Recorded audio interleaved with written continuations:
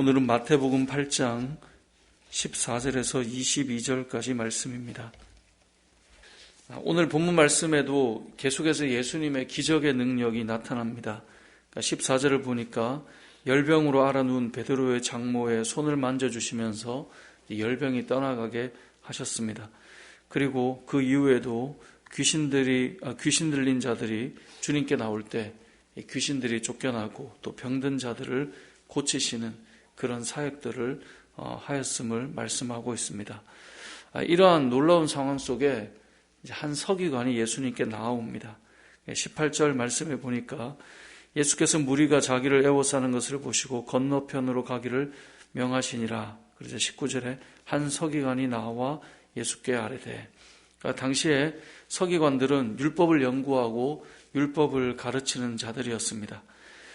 열심히 말씀을 연구하고 말씀을 가르쳤지만 예수님께서 이 말씀의 능력으로, 그러니까 실제하시며 말씀의 역사를 경험하게 하시는 것을 볼 때 이 서기관의 마음에는 큰 마음의 변화가 있었던 것 같습니다. 그래서 예수님께 나와서 했던 말이 예수님을 따르고 싶다라는 거예요. 그래서 어디로 가시든지 저는 따르겠습니다.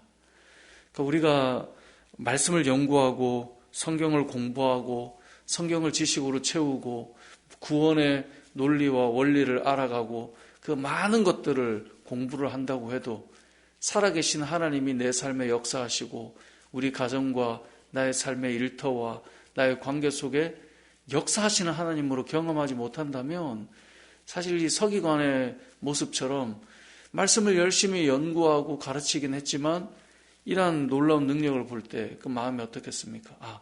이게 진짜 아닌가? 그런 생각이 들어서 예수님을 따라가고 싶다라고 말씀하였던 것 같습니다. 그때 예수님이 하셨던 말씀이 무엇이냐면 여우도 굴이 있고 공중의 새도 거처가 있으되 인자는 머리 둘 곳이 없다라고 말씀합니다.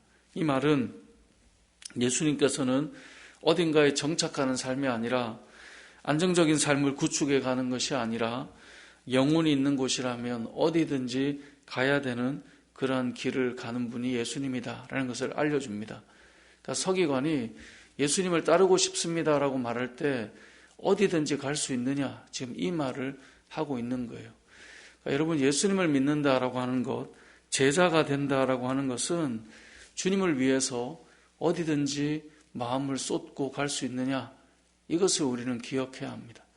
예를 들면 우리가 꼭 어디 먼 선교지로 가는 것이 아닐지라도, 예를 들면 교회 안에서 주의 일과 사역을 감당할 때도 내가 원하고 내가 가는 길, 그게 아니라 주님이 원하실 때, 주님이 바라보는 영혼을 향해 나아갈 때 어디든지 갈 수 있는가, 그게 바로 제자들의 삶이라는 것입니다.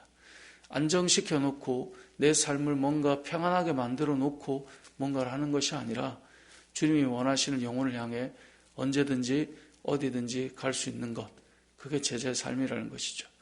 자, 이런 말씀을 하셨을 때 제자 중에 한 사람이 다시 이런 말을 합니다. 21절에 보면 제자 중에 또 한 사람이 이르되 주여 내가 먼저 가서 내 아버지를 장사하게 허락하옵소서. 자, 이 말은 지금 상중에 있다, 이 말은 아닙니다. 왜냐하면 지금 예수님을 따라다니고 있는 상태에서 나를 따르려면 어디든지 가야 된다, 이 말이에요. 자, 그러면 당시에 이 이스라엘 백성들에게는 부모님의 그 장례를 잘 치러드리는 것이 이 효 중에 하나라고 생각했는데, 그게 자녀의 도리라고 생각했는데, 어디든지 가면 어떻게 부모의 장례를 치르겠습니까? 그러니까 살아계신 부모님 잘 모시고 이 일이 잘 끝이 나면 주님을 따라가겠다, 이제 이런 의미이거든요. 그래서 어디든지 갈 수 있어야 된다라는 말을 듣고, 그러면 먼저 아버지의 장례를 잘 치르고 이런 일이 끝이 나면 주님을 따라가겠습니다 라고 말하는 것은 지금 우선순위를 어디에 두고 있는 것입니까? 내가 부모를 잘 섬긴 다음에 그렇게 따라가겠습니다, 지금 이 말을 하는 것입니다. 근데 그때 예수님께서 하셨던 말씀이 죽은 자들이 그들의 죽은 자들을 장사하게 하고 너는 나를 따르라, 이렇게 말씀합니다. 이 말은 아버지의 장례가 중요하지만 그것보다 나를 따르는 게 우선이 될 수 있느냐, 지금 이것을 말하는 겁니다. 그러니까 제자가 된다라고 하는 것은 우선순위의 문제입니다. 어떤 사람들은 이 본문을 부모를 공경하지도 않고 또 부모님을 돌보지도 않는 것, 그것을 허용하는 것인가, 이런 질문을 던지기도 하지만, 우리가 오늘 본문의 한 단락에서 이미 예수님께서 베드로의 장모의 열병을 고쳐주고 있음을 이미 앞에서 보았습니다. 이 말은 이제 부모와의 관계와 어른들을 섬길 때 그 아픔들을 치유하고 예수님이 동행하는 것, 그건 마땅히 그 안에 들어가 있습니다. 하지만 우선순위가 때로는 그것을 뒤로 하고라도 주의 일을 위해서 달려가야 되는 그 걸음들, 그렇게 살아가는 것 감당하겠는가? 이제 이것을 말하는 겁니다. 예를 들면 선교지에 나가 있는 선교사님들을 생각해 보십시오. 하나님께서 원하셔서 각 나라들마다 가서 흩어져 있습니다. 자, 그렇게 흩어져 있으면 예를 들어 부모님 생신이라고 매년 들어올 수 있나요? 그럴 수 없죠. 부모님이 편찮으시다고 갑자기 막 들어올 수 있나요?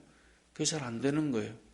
이번에도 이제 튀르키예 선교사님과 이런저런 문자를 주고받다가 이제 정말 몇 년 만에 다시 또 한국에 들어오게 된다라고 이제 이야기를 해서 이제 교회에 오셔서 또 우리 성도들과 좀 교제하면 좋겠다, 그런 말씀을 드렸는데, 그렇게 나가서 한국에 있는 부모님과 친인척들 여러 일들 상황들 그걸 다 챙기면서 오며 가며를 할 수가 없죠. 그 땅에 있는 영혼들을 위해서 섬기기 때문에 그렇게 다 감당할 수가 없는 일들이 있는 거죠. 마찬가지 아니겠습니까? 특별히 이제 저도 목사이기 때문에 사역을 감당할 때 늘 저에게 우선이 무엇인가라고 묻는다면 좀 죄송스럽지만 미안한 마음이 이제 가정에는 있지만 그래도 먼저 교회 어떤 일이 우선이 아닌가라는 생각으로 걸어왔던 것 같습니다. 근데 그랬던 이유가 오늘 본문에 나오는 것처럼 제가 가정에 있는 자녀들이 안 중요하거나 아내가 소중하지 않아서가 아니라 주님께서 원하시는 사역이 있다면 그것이 그 영혼을 위해 갈 때 먼저가 되어야 된다라고 하는 것을 알려주는 거죠. 그게 제자들의 삶이라는 것입니다.